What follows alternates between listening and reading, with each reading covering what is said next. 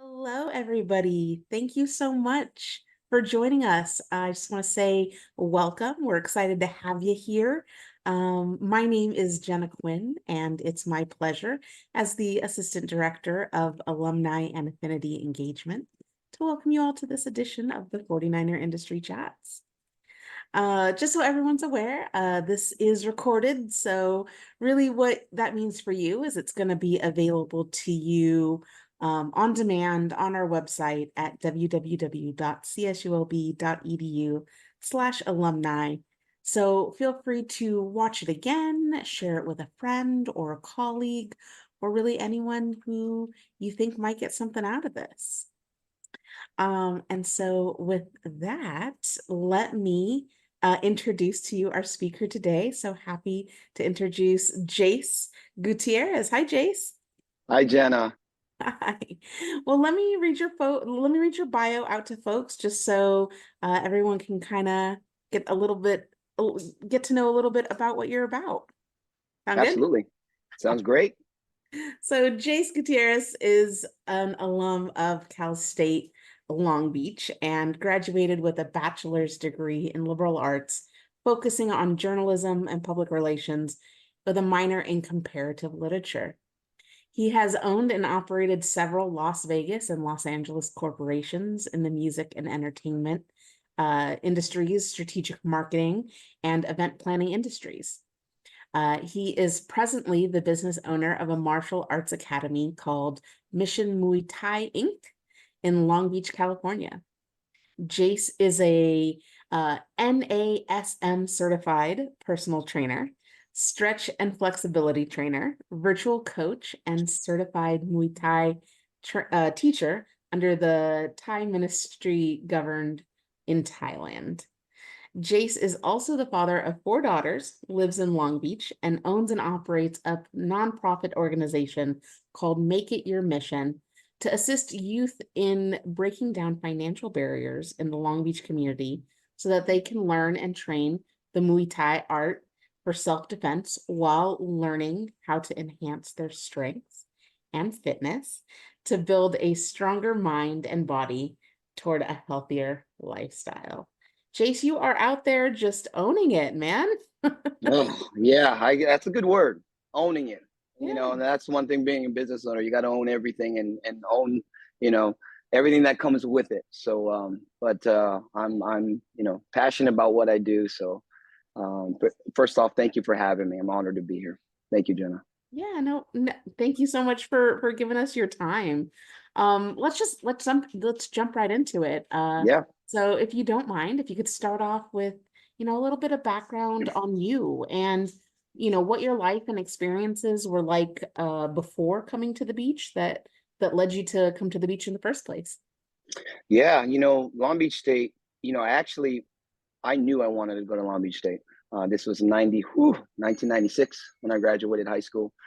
And it was a great fit. When I walked on campus and really just absorbed the whole atmosphere of the campus, I loved it. And, growing up and going to, schools that are smaller, when I jumped on the Long Beach State campus, I'm going, whoa, it's big, right? And right away, I just really gravitated toward just the whole energy of the campus. And I loved it. And I'm definitely a 49er Go Beach supporter. So, life before that, I actually thought I was going to play pro basketball, believe it or not. So my mind was set on that until I couldn't. Injuries and all this stuff, but it really the blessing with that is that it really made me kind of own in and zone into what I really wanted to do. And that's one of the hardest things to answer. Like, what do you want to do truly? And so as I was on campus, going through the first couple of years and taking different courses and meeting different professors. I think the first 2 years were very impactful for me because I was able to learn a little bit about things that I was passionate about that I didn't know I had passion for, which was writing. And that's kind of how I dove into public relations and with my degree. But writing was something that I really found, a knack for. I loved doing it. And, from being an athlete all my life, I thought, okay, well, I can't play pro basketball, so maybe I can be on ESPN, or maybe I can be a sportscaster, a sports broadcaster, things like that. And so that's where I really started to dabble into my direction and really find my passion with it. And so went through school, went through different classes, obviously, found my niche, and that's what I graduated with a public relations degree. Yeah. Well, I Yeah. mean, let's talk a little bit more about that. Yeah. What was your student experience like at CSULB? I mean, were you involved in clubs or activities? Were there any classes or professors that were particularly interesting or of note to you, your peers, anyone you still talk to? What was it like for you as a student? Yeah, I miss it. I really miss being on campus. I loved it. I loved every single day. And my experience on campus, I was involved in at the time. I don't know if it's still called the multi-purpose room, but we had a lot of events and concerts and music-related events on campus. And I was involved with some of the team of not only just putting it together, but just kind of being around and how they booked acts and really explored different artists for them for campus for the college kids to listen to. So I loved going to those shows because these were artists that were kind of up and coming. So that was really cool. The other thing was my let's see the you brought up professors or brought up my experience with being on campus or going through the educational portion of it. One professor really stood out to me, and it was a comic spirit class. And the comic spirit class really opened up my eyes to my minor, which was my comparative literature minor. And I kind of dove into, the history of laughing, the history of the comic spirit, the history of the jester, the history about being a joker, and how, all these things is really cool. And that really stood out because I always wanted to make that class and make sure I wasn't late. Not that I was ever late, but that was one class that was so impactful to me because just the history that I learned from this professor, his enthusiasm, his energy, which is really, really dynamic, and I loved it. And so that really veered me toward comparative literature, taking and learning more history about, other cultures, other countries, of course, the comic spirit, Renaissance, and all these things. And so that was really fun for me. And of course, going to all the games, going on the basketball games, that was really cool. Being in the pyramid, going to, the strength and conditioning classes at gym, and then, seeing some of my friends around campus playing ball and just really supporting them and being around. And so I loved being there. I really did. And it's crazy because, I was born and raised in Long Beach. And so my thing was I always wanted a dorm, but I mean, it lived so close, so it didn't make sense. But I kind of wanted that kind of feeling of how it was to dorm. And so when a lot of my classmates and friends would go back to the dorm, I'm like, can I see, what's a living Hang out style? with Like, you. yeah, can I hang out? And so that was an experience that stayed with me. So I think overall, Jenna, it was the first couple of years were tough for me. Getting used to being able to manage your schedules, right? Being used to, just planning, logistics, timing, time management. And I would say after about my third year, I had a really good grasp of not only the logistics side of things with, going to school and working part-time, et cetera, but really more, I learned a lot about myself and how to balance my own life and how to balance everything out. Because if I look back, I was so stressed out of everything was the end of the world at the time. I got to make sure I finish. I got to make sure, I hit my goals and all these things. And so I think, like my third year, I really got a really good grasp of, what, I got this. I'm better time management, time budgeter. And I really learned a lot of that being on campus, and being with friends and being with, other classmates that, even in different departments that we kind of hung out, we learned a little bit more about each other and meeting people from all over the world that were classmates. And so it was a good time for me, and I learned a lot about myself being at Long Beach State. So it was fun. So Yeah. I miss it, all of it. It's a happy time. Yeah, yeah, So, transit, you miss it, right? Because eventually everyone's time at the beach does come to an end. yeah. Um, And so kind of what and then you start in your career. So kind of what I'm Yeah. thinking is like, did you always know that of your career path and your career journey, did you always know that you were gonna, own your own business and start businesses and own and operate businesses? Did you always have that, like, that's what I'm gonna do every day? Or was it a little less intentional? Was it something that you kind of just fell into? Yeah, I would say it's less intentional. And the answer to your question is no, I didn't. I mean, I had aspirations of maybe one day, right? Maybe one day I can own this and do these things. But the thought process and the idea is one thing, but actually taking the next steps to really facilitate that goal or that dream is a whole nother thing. And I learned that really quick, because it's not easy to, be a business owner and all these things that I'm doing now. But if I scale back to those years, I would say, it's definitely not intentional. Like I said, I wanted to, be in sports broadcasting. I wanted to be able to be in some type of elements of sports, which I still am now, but in the capacity of being a business owner. But I think at the time, the takeaway from all of that is every single thing I did, from my internships to my positions, graduating college, to networking meetings and being a part of the mentoring business program, and having those mentors on campus. I really got to learn a lot about learn and meet different business owners, but learn a lot about how other industries worked, right? And how much time and how much energy and how much commitment and sacrifice it really took. And so I would say I took bits and pieces of everything that I did when I was my senior year in Long Beach State, and then kind of diving into my profession. Um, I would say everything that I have learned along this path is really what gave me all the tools and weapons, I should say, for me to have the assets to own my own business.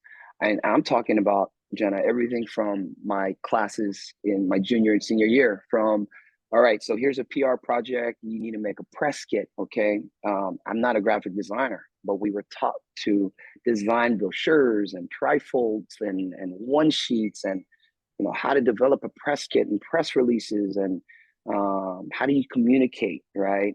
Is it making sense? All these things I really learned being there, and all of it I still use till this very day. And so I would say, it's been a collective of kind of finding my way, working in different positions in life, and really ultimately going, you know what, I I think I could do this. I have a vision. I have a dream. I have a goal of what I believe I could do with the business that I want to run, and kind of developing what that business was. And now looking back, now I've owned multiple businesses. But I think the best takeaway from it is I was just passionate about what I was owning, whether it be the entertainment and promotional company in Las Vegas, to Rise Media Marketing, which is my strategic marketing company, and of course till now my martial arts Mission Muay Thai company. So every single piece of what I've done as a business owner, it was absolutely something I was passionate about. I didn't have to drag my feet, and so it just wasn't a job for me, and it just became a daily lifestyle. I enjoyed everything I did. When you're a business owner, there is no 9 to 5, right? It's 24/7, right? So a lot of young students out there that think that, oh, when I own my own business, I can call the shots. Well, it's true, but you're also responsible for everything, right? And you have to be prepared for that. And all of these things, and being on campus, being, having a mentor, these internships, I really learned a lot about that pace, that work lifestyle pace. And so yeah, a lot of really big takeaways during those times in the early 2000s. Yeah, really formative, sounds like. I'm Um, sorry, I didn't hear that I last said one. really formative, it sounds like. Oh yes, yes, all formative, absolutely. That's perfect. Well, I kind of wanted to delve into something that you said, that you kind of brought up, which is the topic of mentoring and mentorship. So, as an entrepreneur, as a business owner, um, how important is mentorship, and who are your mentors, and do you have anybody that you're mentoring now? Yeah, the importance of having a mentor is so paramount, and not even with if you have aspirations of owning your own business, but just really having that what I call as a tour guide, someone Mm. who can help guide you, right, with whatever you're either dealing with your personal life, and of course your professional life, or what you kind of dream to do. But having a mentor really helped me because I didn't, a lot of people have family as mentors, right? And my mentors growing up were my coaches, and that in the athletics that I played, they were really huge, monumental, people in my life that really guided me. So definitely my athletic coaches were my mentors. A couple of one business owner who I worked for, still my mentor till this very day. That's when I used to work for a supplier quality industry company out here in Los Angeles. And I still turn to him if I have questions.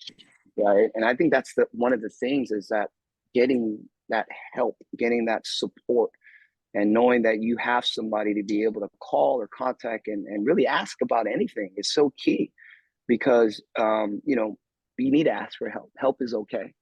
And so having those mentors really help guide me through my personal, my professional life, because you need that balance. And now these mentors weren't always saying you're doing the right thing. A lot of the times the mentors are saying you're not doing the right thing here, and I think you should veer it off to do something else, and here's why.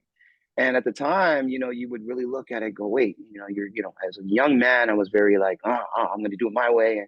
But then later on, you realize, like, okay, now I understood what they meant. And to be honest with you, I think their words are still powerful and still very effective till this very day, because I always remember it, in here and in here, whether it's the personal or business side. So having a mentor is absolutely paramount. And I would highly advise, for all young students looking to go in any direction in the industry or athletics, is very important to have one. In terms of my mentees, I have a lot of young students in my martial arts academy that I'm mentoring right now, and I really take from what I've gotten from my mentors growing up, and so I kind of feel myself being that person now for these kids who.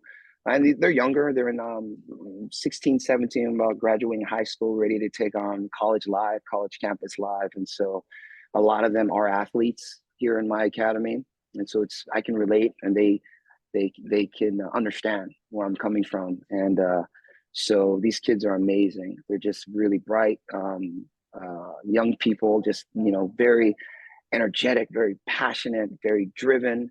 I would say, probably more driven than I was, and really having an idea about what they want to do. And when I talk to these young kids, for them to go, this is what I'm going to do, Crew Jace, crew means teacher. This is what I'm going to do, Crew Jace, and this is how I'm going to do it. And they would come to me with all these written things that they, spent some time on, and it just really moved me, and how much these young kids are really, really going after it, right? Being goal oriented. So my job as a tour guide is, keep them on it, support them in any way that I can. And I think the most rewarding part of all that is the families and parents that reach out to you, saying thank you for helping out my son, my nephew, my grandson. Like it's something that you can't always get from family, and sometimes that mentor mentee relationship is very valuable. So. Yeah. No, and I think that, it sounds like that's almost an essential part of the model that you have going on there in your business. So, speaking of that, right? What does a typical day look like for you, right? It's 24/7. I'm assuming you sleep at some point, but you know, to paint folks a picture of what it looks like, you know, what does a day in your life look like? Yeah, so as of now, I own a martial arts academy here in Long Beach, and it. I say it's 24/7, but we have to sleep. right? Yeah, Rest is part of exactly. it. Self-care is Um, a thing for Self-care sure. is a big thing. It's an absolutely a big thing. So day to day, we have full days of classes. We're open 7 days a week. So how I work is, I always plan ahead. You know, I'm obviously responsible. I'm the lead coach here for teaching most of the classes. I also have instructors under me. So we have what's called a coaches clinic. So I spend part of my day teaching classes and also teaching instructors to become my lead instructors. So that's a daily process here. So we spend about an hour a day, midday after morning classes, and then we go over, everything from lesson plans to, how to, vocalize lectures, right? Dictation, drills, and the day to day, week to week, month to month curriculum, how that looks like, and really shaping up a martial arts student here. And so we go through that about an hour a day. Then we have evening classes as well. So I'm a part of those evening classes. And then there's some times where I actually have private sessions where students want just, alone 1 hour time of just training with me. And then once I leave here, I do work on a lot of operational priorities. So having the background in PR and dabbling in marketing, I'm also responsible for our brand, right? So it's one thing to operate our businesses indoors, but how does our business look outdoors, outside of our four walls? So I really focusing on the marketing, the branding, the strategic sales and marketing with that branding, and really kind of nurture how that looks to the outsiders of people looking to either want to join Mission Muay Thai or learn a little bit about Mission Muay Thai, and respond to emails. I'm also, working on our email newsletters. So working on promotional, promotion, activities here for either for the academy or for fundraisers for my students or my fighters that are looking to compete globally. And let's see, I do eat. So I do say take some time to eat Yep. after all of this, after classes at night. And then, and I call it quits. So for me, I do have a hard stop when I get home, and my hard stop is 9:30, 10 p.m. And the hard stop is key for me.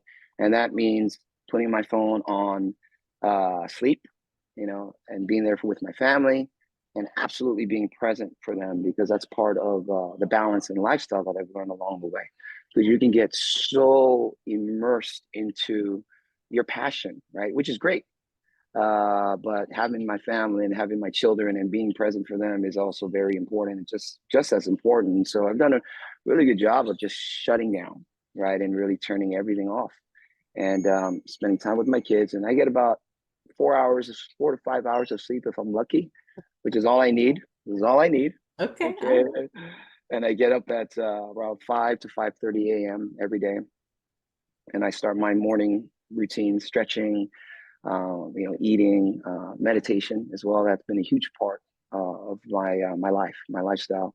And then I go right back to Mission Muay Thai to start my day again, and tackle different things. And so I would say this, Jenna, every day is different, right? My action items are the same in terms of priorities, but I'm always working on different things, whether it's like I said, newsletters, events, fundraisers, things like that.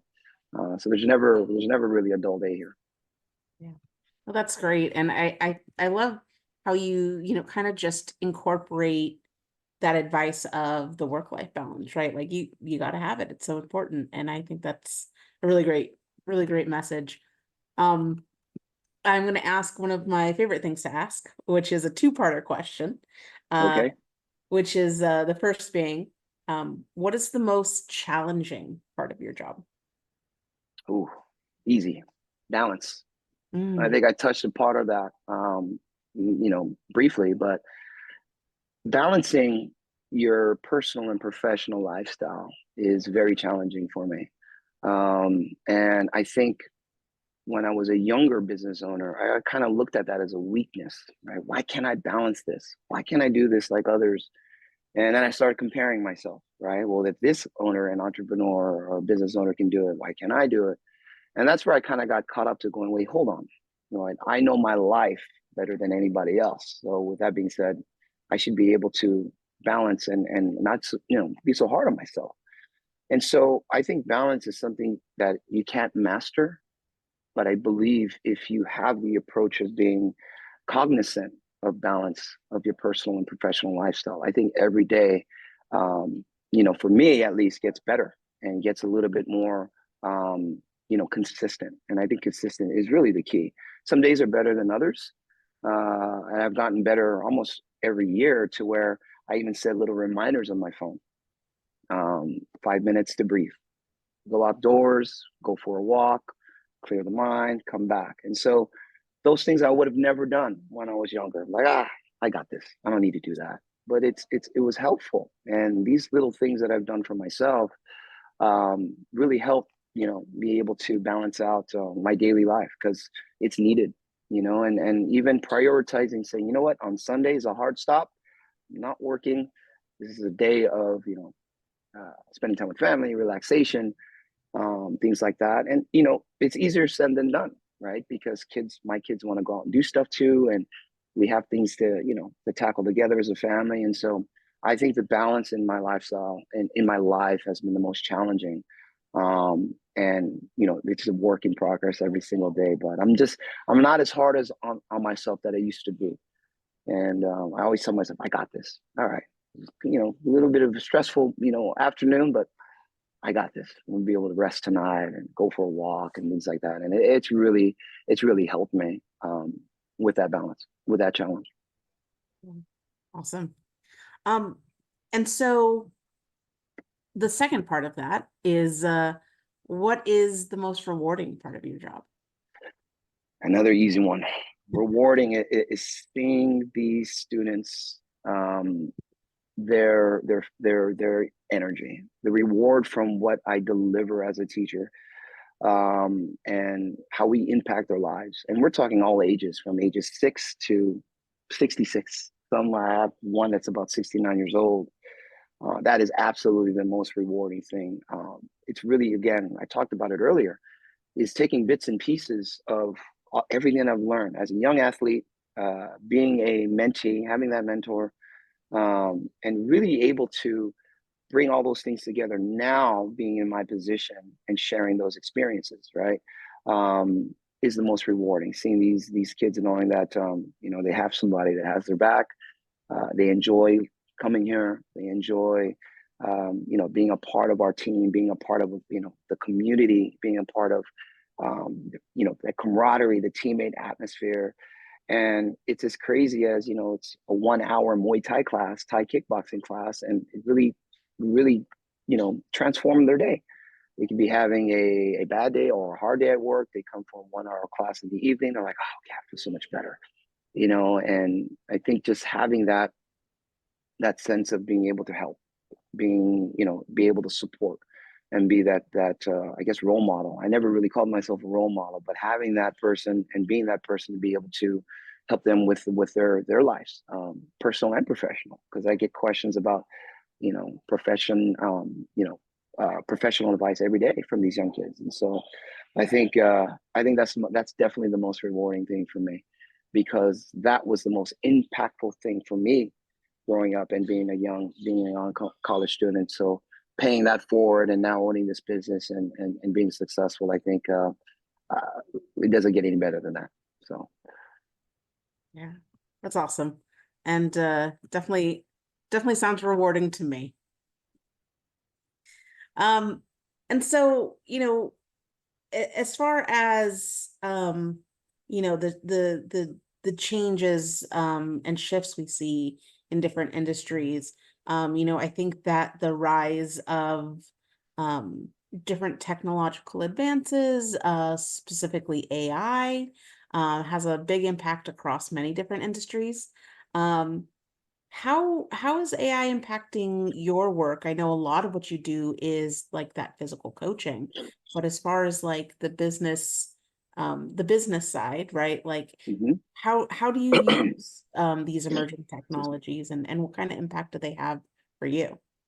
Yeah, with the technologies, it's so new, right? I think one thing is that we have to understand as a society, we're really learning, because every day I feel like we're learning new things, right? All of a sudden there's a new update, there's a new this about technology, do this, don't do that. I think for me is really taking the strengths of what digital technology can do for your company, and specifically for the strategic sides of things, whether it be to increase profit, whether it's be increase awareness in terms of how we market and promote certain services or products.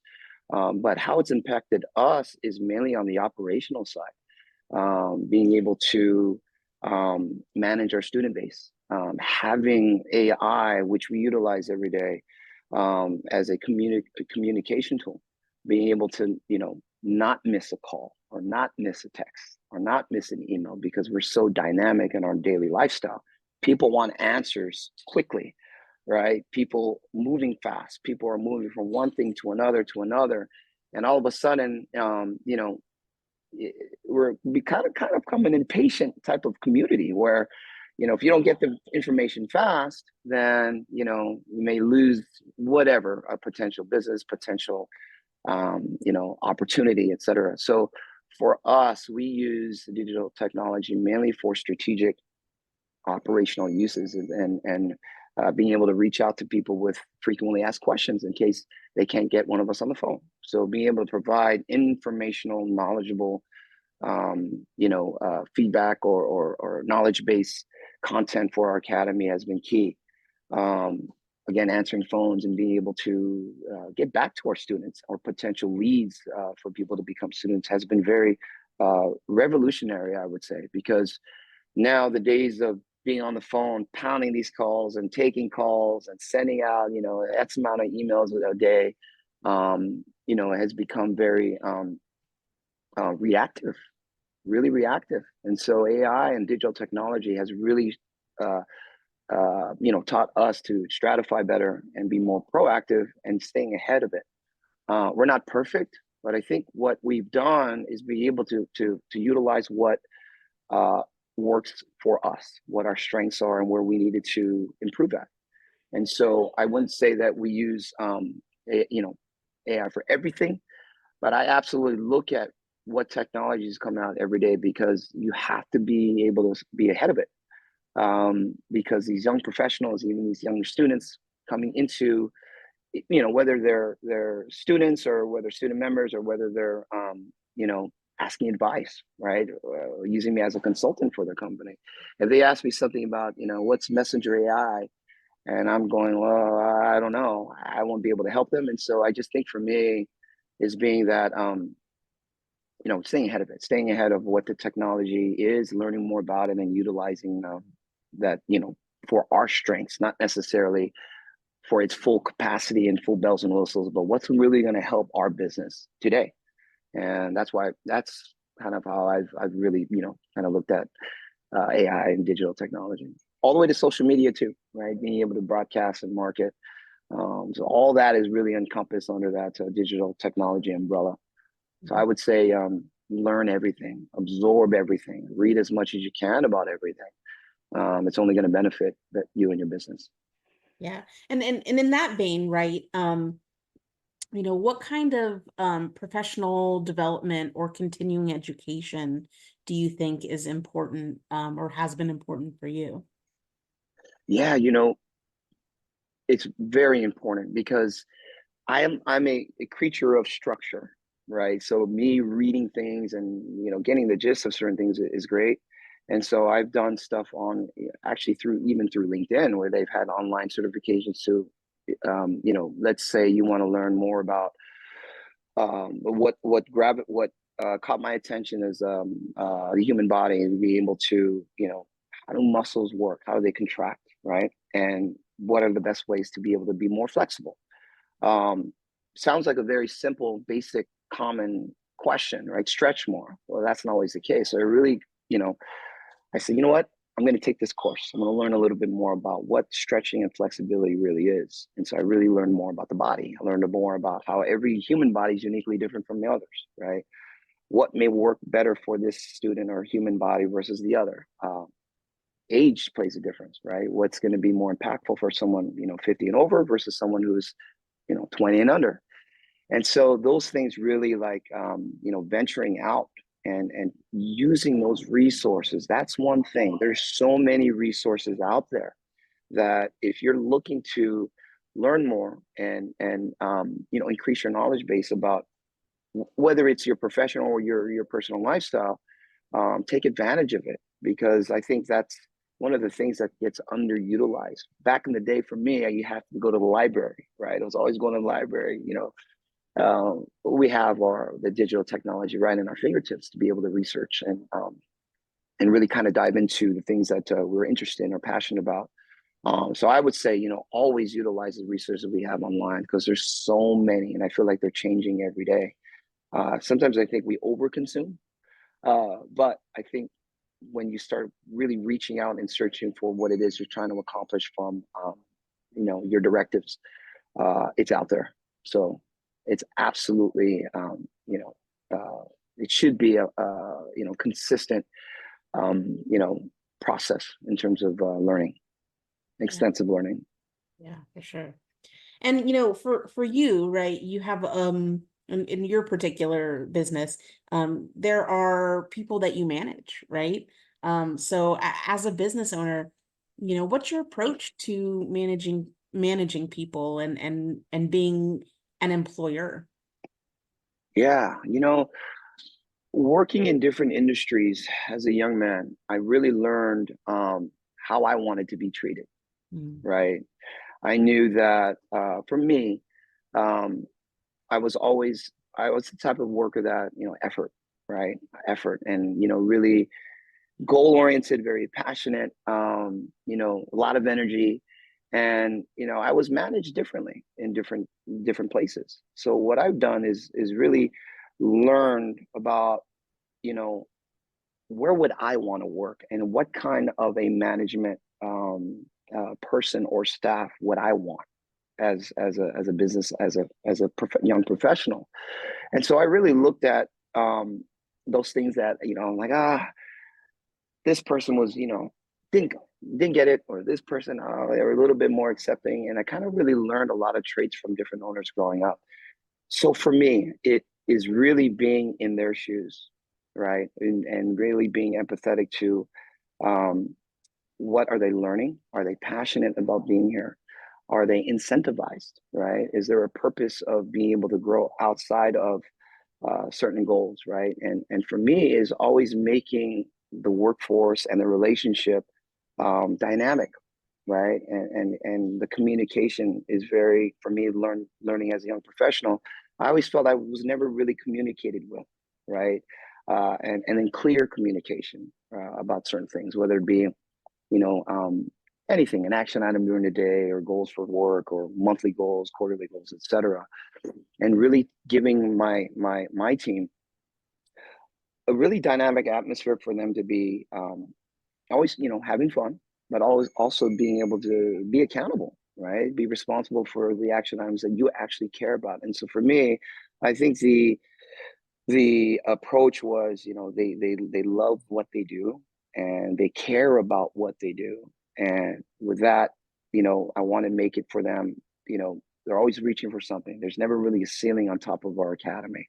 What's out there more that we're going to be able to reach and really grow together? I think that's another big part of it, is the team atmosphere.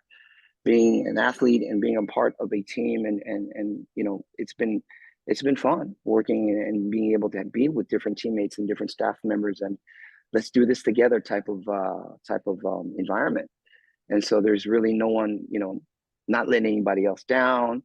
And so, and I think when you create that type of dynamic, you get to see how much an employee can flourish, and then looking at their strengths and exploring their strengths, right? I used to be put down on the things I wasn't good at. Well, what about the things I'm really good at? Can we explore those? And so I kind of took that as a young professional and going, wait a minute, this person may have a better opportunity to grow here. Let's try this.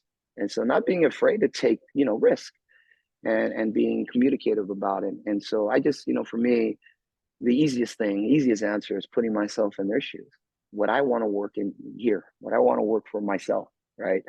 And so I think that's helped. And I don't know if I should ask them that now. There's some things that they're like, ah, I didn't do this today, but No, empathy, empathy. honestly, are you hiring? I'll work for you. You sound like a great employer. Come on down. Uh, well, it always floors me to think how quickly these go by. Is it And time yet? it's getting there. And I want to give you Yeah. plenty of time for my final question, because it is one of my favorites.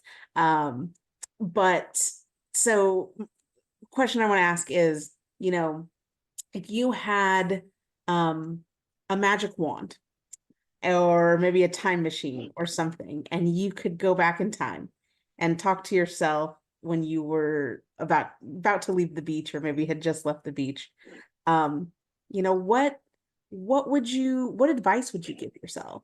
And what advice would does that change today for the advice that you would give to a young person starting out today?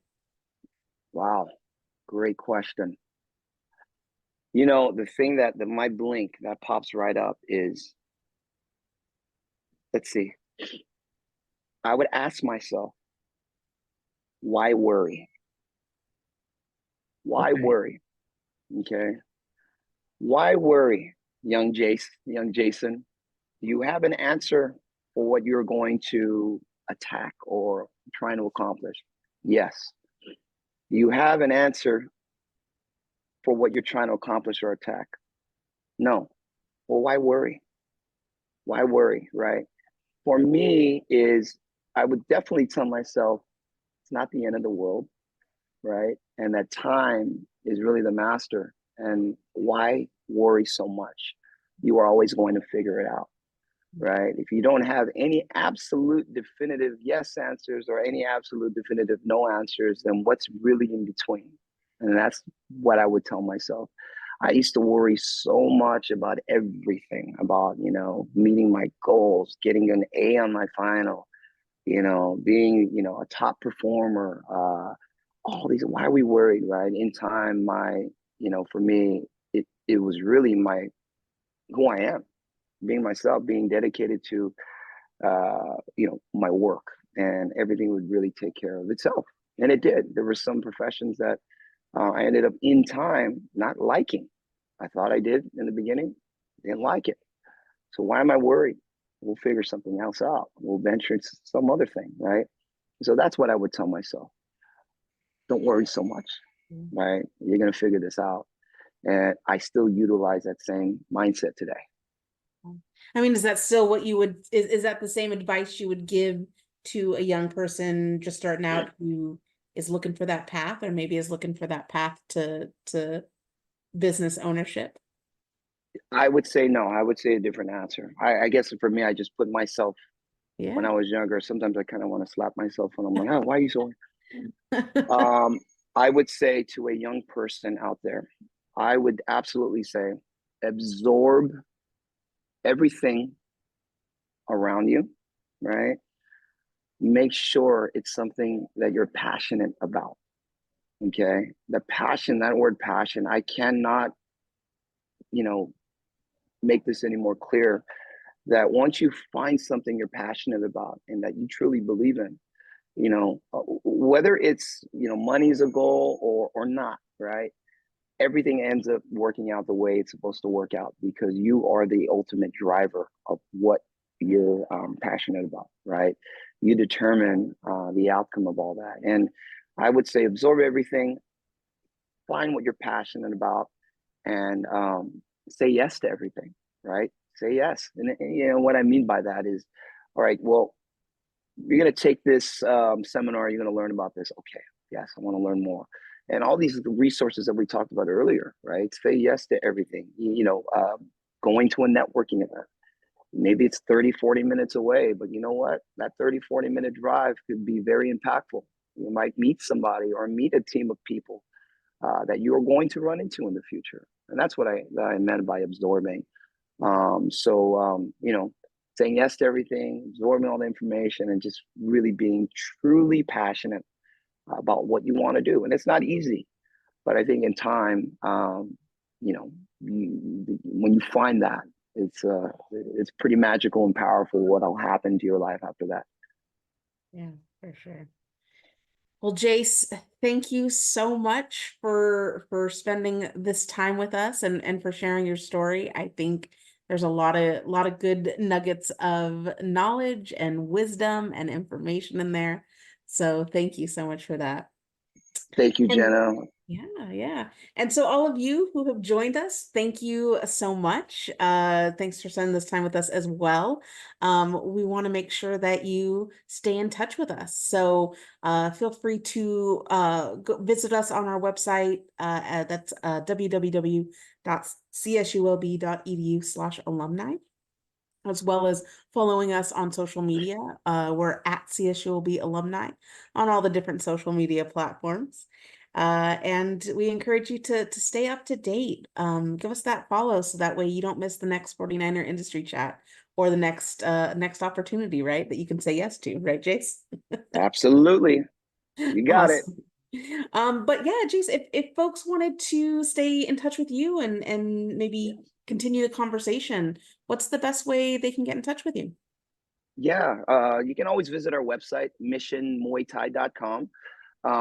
You can also follow me. I'm on Instagram. It's at crew, KRU.Jace, crew.Jace. Crew, it means teacher in Thai, so teacher Jace. So at crew.Jace on Instagram. And you can always email me if you want to reach out to me directly. Jace, Jac, at missionmuaythai.com. So let me know, hit me up, and I hope to hear from you guys. Absolutely. Well, thank you again so much. Reach out to him. I think he's a great asset we have here at the beach. So again, thank you all so much. And we look forward to seeing you next time. Bye-bye. Bye, guys. Thank you.